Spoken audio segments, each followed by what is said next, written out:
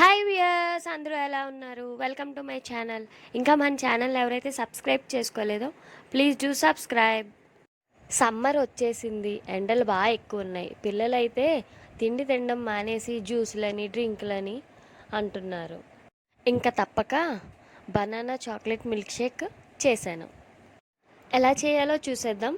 ముందుగా 3 to 4 bananas తీసుకొని ఇలా కట్ చేసుకొని ఒక ఎయిర్ టైట్ బాక్స్లో వేసుకొని ఒక 4 to 5 అవర్స్ ఫ్రిడ్జ్లో పెట్టుకోవాలి. ఫ్రిడ్జ్లో పెట్టుకున్న 5 గంటల తర్వాత బనానా పీసెస్ని బాక్స్ నుంచి ఒక మిక్సీ జార్లోకి ట్రాన్స్ఫర్ చేసుకోవాలి. అలానే పావు లీటర్ పాలల్లో 1 స్పూన్ చాక్లెట్ పౌడర్ కానీ అది కోకో పౌడర్, అలానే పాలపొడి వేసుకోవాలి.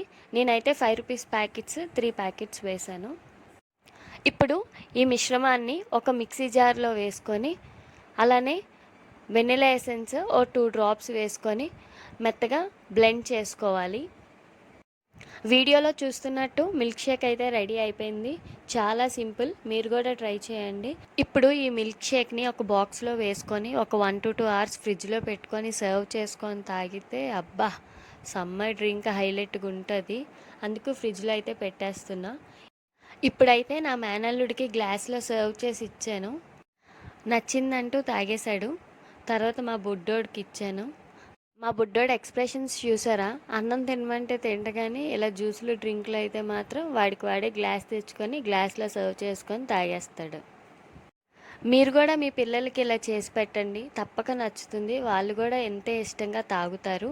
ఇది ఆరోగ్యం కూడా. అరటిపండు చాలా మంచిది పిల్లలకి.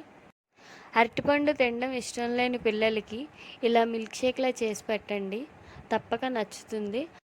మరిన్ని వీడియోస్ కోసం కామెంట్ బాక్స్లో ప్లీజ్ సజెస్ట్ చేయండి. Thank you for watching. Please do like, share and subscribe.